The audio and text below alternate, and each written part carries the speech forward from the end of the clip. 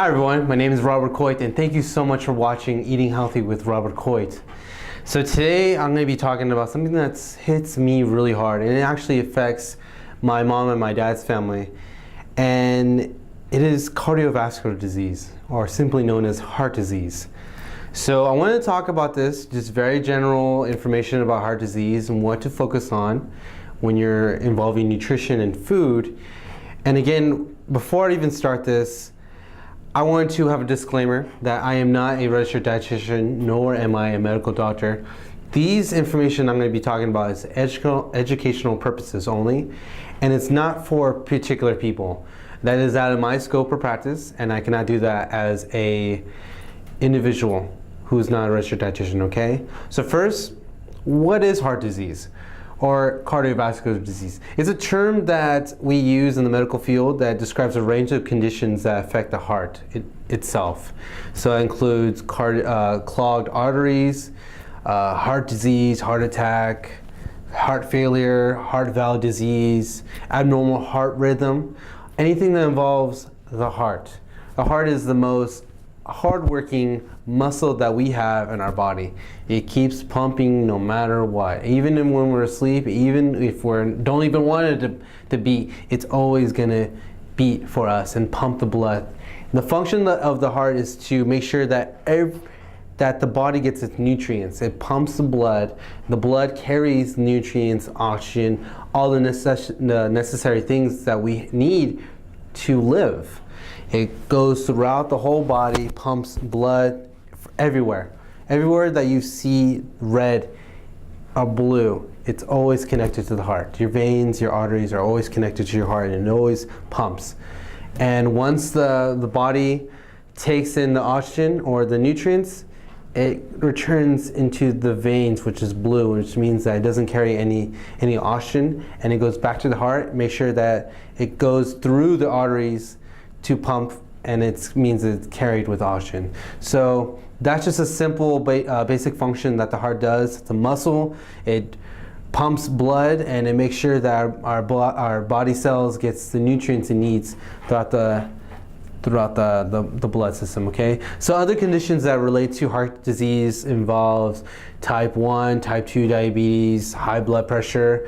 As you can see here, I have a little instrument that we use in the medical field to measure your blood pressure. So this is very important to keep in mind. If you guys are if you guys are hypertensive or have high blood pressure, make sure to talk to your doctor, because these things are related as well: heart disease and high blood pressure. Okay, and stroke. Stroke is pretty much a heart attack in the brain.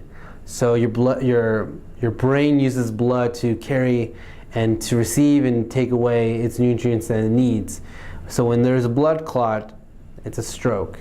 So it means that there's a passage that's blocked, and it causes your brain to have a stroke. Okay, so those are the three conditions that relate to heart disease. Okay, so according to the American Heart Association, this disease itself, heart disease, is the most deadliest disease that we have in the United States. We have over 610,000 people that die from heart disease in the United States, and that's 1 in every 4 people that die in the United States die from heart disease. Okay, so heart disease is the leading cause of death for men and women. More than half of the deaths from heart disease in 2012 were men. Okay, so according to the Center of Disease Control and Prevention, or simply known as the CDC, heart disease, or coronary heart disease, is the most common type of heart disease, which kills over 370,000 people per month, or per year, sorry about that, per year, annually. And so it's very important to keep this in mind, that this is serious. It's a serious disease that infects most of our families. Me, even a few members of our families, I even have this, and it's very sneaky too.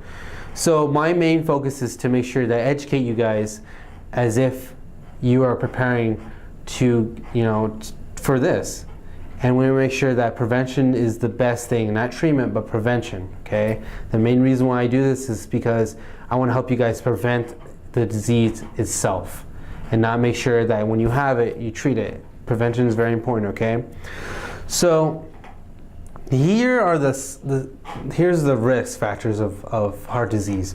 Heart disease, you can, if you are smoking, you're a long-time smoker, cigarette smoke is a risk factor for heart disease, okay? High blood pressure is very, it's a risk factor. Diabetes, being physically inactive, not moving at least 30 minutes a day, every day, having at least 150 minutes of physical activity per week is a risk factor for heart disease, okay? Family history, genetics. My mom her family is very, very prone to heart disease. My grandfather, my Avô Souza, passed away from heart disease, actually congestion heart failure, which is another type of heart disease. And it's very serious, and you see people that have heart disease and they have genetics that pass along to their children and to their grandchildren.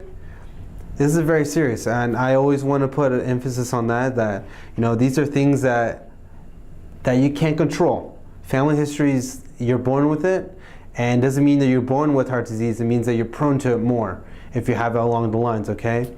So obesity is very important to consider as well for a risk factor for heart disease, because when you're obese, it makes it harder for your heart to pump, and it makes it, for congestion heart failure, it makes it harder for your body or for your heart to pump the blood to where it needs, okay? And stress plays a big factor. If you're in a stressful environment and you're very stressful, the hormones that produce from stress responses kind of tend to increase your blood pressure, causes it to be more prone to heart disease. So these are the main risk factors for it as well too. Those are the ones I just said are the biggest risk factors for heart disease. But unfortunately, there are two other ones as well too. It's your age. If for men, you're above the age of 45, and for women, you're above the age of 55. Those are risk factors. Aging is something you can't control. If you're a male, 45, always screen yourself for heart screening. Always make sure that your heart's working, correctly. For women, it's the same thing. For women, you're 55. Make sure to check your heart if it's good or not, okay? And again, another one is alcohol consumption. Alcohol consumption is very important to consider. If you are a person who runs in a family who struggles with alcoholism, make sure to consider the risk factor. This is like having more than 5 drinks per day, or having 3 alcohol equivalents per day, and having that every single day and having a habit of that. It's very dangerous to consider for heart disease, okay? So again, here's just an overview. I just talked about what heart disease is, the risk factors of it, and what conditions considered as heart disease. And I just want to talk about the diets now, because people are not very familiar with the different types of foods that are very important to consider. High saturated fats, trans fats, those are very important to consider. If you eat too much of these products, it is a definitely big risk factor for heart disease. So animal products, butter, ghee, lard, fatty meats, drippings, creams, full fat milks, those are the ones that have high amounts of saturated fats. And it doesn't mean necessarily has trans fats. Butter, fatty meat, lard, drippings, cream, those ones have some traces of trans fats that you need to consider to maybe limit in your diet. Processed foods, fast food, pastries, biscuits, rich pudding, rich desserts, burgers, the ones that come from fast food restaurants that are easy, those are the ones that are highly processed in sodium and fats. Again, sodium plays a big effect in hypertension, high blood pressure. So consider, limiting those amounts. But not just don't let me tell you that don't stop doing that just because it's highly processed and has this much amount of fat. But let me tell you something that it's very important. We're going to go really specific now, because these types of foods actually elevate the LDLs. These are lipid proteins. These are types of fats and proteins combined. These ones help carry necessary things, fats, cholesterol, other vitamins and minerals. They absorb it and they take it to places that where it needs to go. So the ones I just told you, lard, drippings, fatty foods, fatty meats, fast foods, these elevate LDLs. These are low density lipoproteins. These are ones that carry cholesterol from certain areas to where it shouldn't go. Okay, so the main function of LDLs, it actually carries fats, it carries less protein, carries cholesterol to places that again shouldn't be. Arteries, liver, fatty liver disease. These are things that are very related to heart disease, okay? LDLs are not very good. These are considered the bad cholesterol and are in the nutrition field, okay? So you guys gonna consider that, okay? If you have a regular basis of eating foods that are high in these groups, you need to consider lowering it, because it does raise the LDL cholesterol, and you don't want that. And also triglycerides, which are long chain fatty acids, okay? So we're going to go along the lines, and we're going to talk about the American Heart Association. American Heart Association gives out recommendations for people that are really they want to give educational information about the heart. Whatever affects the heart, their mother organization you guys should talk about, okay? American Heart Association. Get really familiar with them. Talk to your cardiologist. Talk to a registered dietitian who's really familiar with this area, okay? They give out recommendations. They say that you should eat 5 or more servings of fruits and vegetables a day, okay? And if you guys remember the USDA My Plate, they talk about the recommendations on overall healthy diet. American Heart Association recommends that you eat 5 or more servings of fruits and vegetables, okay? That's very, very good, okay? Consider a cup of fruit, half a cup of cooked vegetables. Those are considered servings for this, okay? Adding more whole grains to your diet. High fiber cereals, brown rice, pasta, and legumes. So what I told you guys in the My Plate guidelines, you always want to try to make at least 50% of your grains whole grain. That means that you should have, the label should say 100% whole grain, and it should probably say, less. It's the one that's the least processed.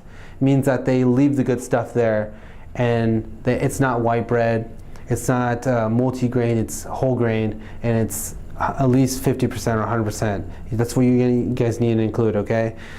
So next, along the lines, eat more animal or vegetable sources of omega-3 fatty acids, okay? That's considered salmon, it's considered tuna, consider anything that's from the sea, typically, but you guys want to consider having avocado as well too. Those ones that's a plant source for omega-3 fatty acids.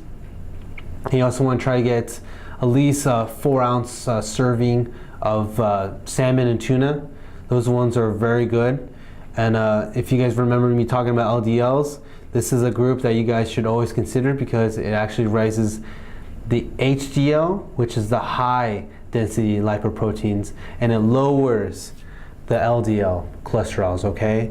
So keep in mind, if you guys want to get like recommendations, go to the USDA My Plate guidelines, go to American Heart Association, figure out a way to get more servings of omega-3 fatty acids in your diet, okay?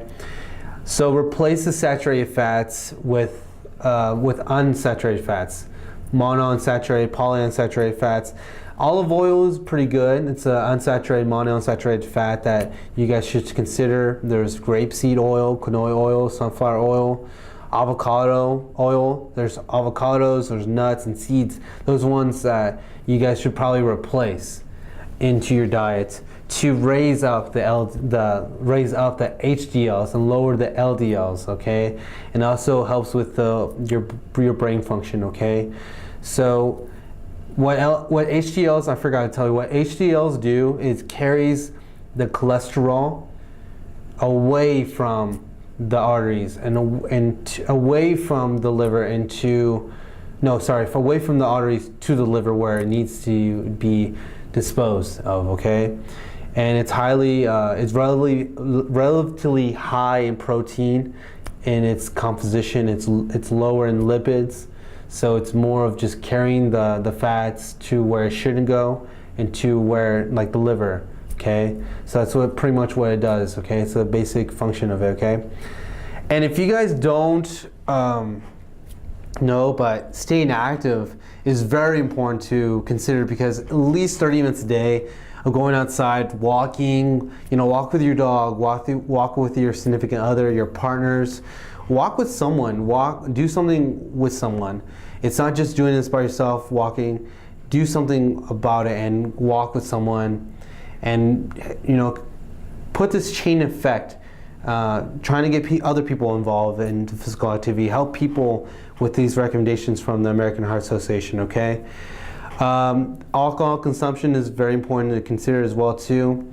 For men, sorry women, but men can drink a little bit more than women based on these recommendations. They have 3 or 4 units of alcohol, which means 1 ounce of hard alcohol, 5 ounces of wine, 12 ounces of beer, or beer products.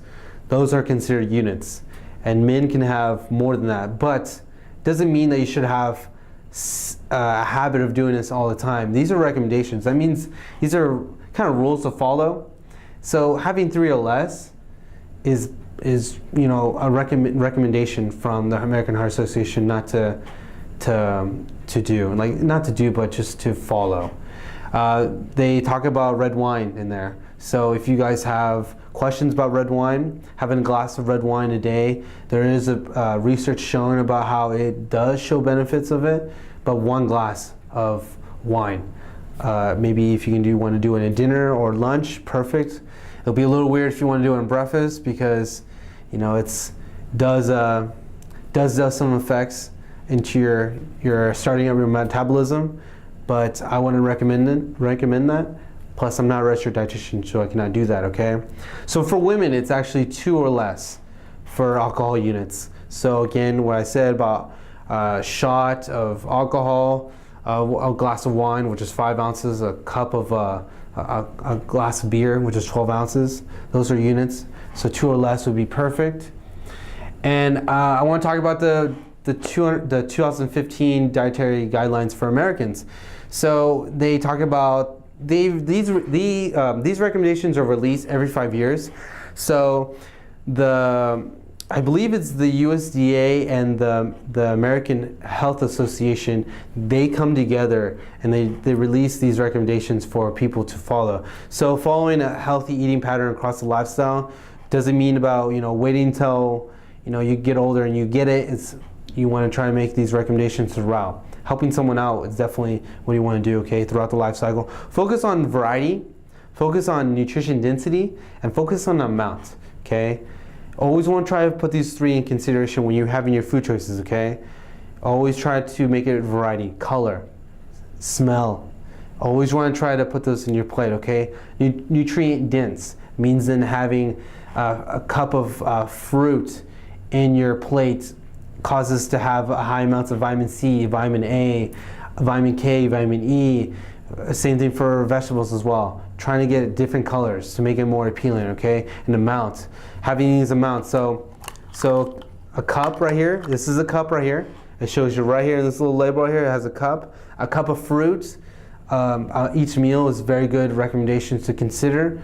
So doesn't mean that you should have 20 of these every meal, because sometimes having something good too much and a great amount can be bad, okay? So limit the calories from added sugars and saturated fats and reduce the sodium intake. So boom, the third one hits home for a lot of people that have heart disease, because you don't want to make it harder for your heart to pump. Because saturated fats and sodium play in a big effect, because sodium increases your blood pressure, makes it harder for your heart to keep pumping, okay? And added sugars, it's unnecessary things that people probably put into their food products for sweetness, preserving their products. So it's going to be in the new nutrition facts in here, okay? So I have this as well here, because the yellow right here, if you guys can see the yellow right here in this area right here, these are very important to consider, and that's total fat, your cholesterol, your sodium, and you always want to try to get to less than 5% each serving, okay? Shift to healthier foods and beverage choices. So if you guys are noticing that you guys are drinking soda every day, I'm not saying to eliminate it, but maybe having, one per day, or not having one per meal. Try to have maybe 2 meals of drinking water or milk, or something that has nutritional value in it, okay? Try to focus on healthier choices. See what you're doing wrong and see what you can do better. Look and evaluate everything in your daily activities and see what you can do better. That's what this rule is gonna try to recommend, okay? And support healthy eating patterns for all. So don't look at someone saying that, oh, you have heart disease and you're eating that.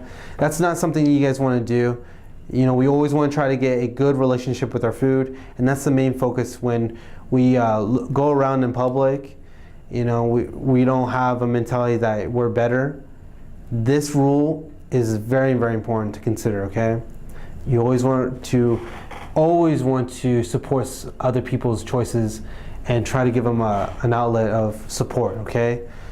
So since we just got done with dietary guidelines for people that have heart disease and the recommendations, I'm going to talk about what the American Nutrition Dietetics talk about, okay? They talk about food choices focusing on sodium, monounsaturated fats, unsaturated fats, saturated fats, and limit those. You always want to try to get more omega-3s, try to meet the recommendations from USDA's My Plates. So they say that regular and moderate physical activity will lower your blood pressure and help your body control stress and your weight. So being physically active is very important to consider, okay? And when you can, and they say at least 10 minutes at a time. So 10 minutes per time you do it, and trying to get at least 30 minutes a day, it's a good recommendation. Don't always try to put everything in one sitting. You could do maybe park further away from your work, or when you're on your break, walk during your break time. Go around, talk to the people around you, okay? So always check your physician before starting a workout too, okay? So if you're someone who's who has heart disease, you always want to talk to your doctor about it, seeing what your limit, okay? Because it's very important. If you have heart disease and you're running and you're doing it by yourself and you're thinking, okay, this is good for me, but really in reality, it might be the worst thing to do, because you're pushing your heart so much that maybe it's working too hard.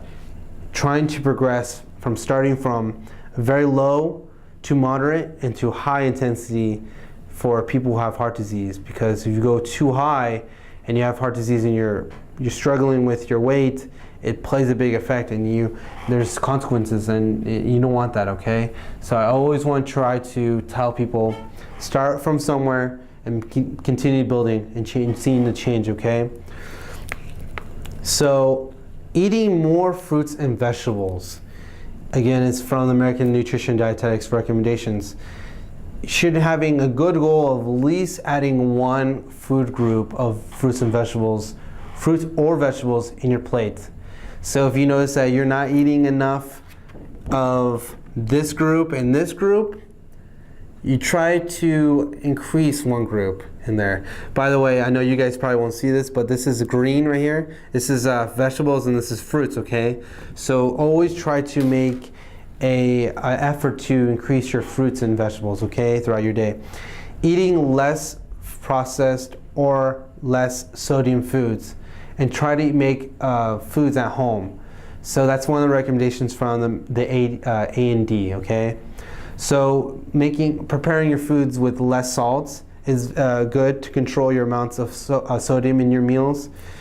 As you prepare things, maybe try to go for other alternatives, like Miss Dash is a good one because it doesn't have, I don't believe it has as much sodium as other ones too, okay? So don't always focus on sodium to give you taste. Try to focus on other herbs, or trying to go for Miss Dash or for other products that can enhance the flavor in the foods, okay?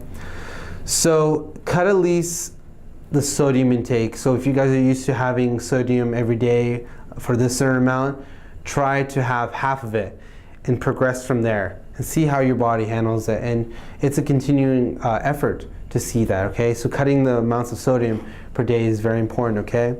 So eating whole grains, and if you guys remember, if I talked about this in this talk, eating whole grains is very, very important. And not just whole grains, but fruit products that have vitamins and minerals and whole grains is something to improve on too, okay?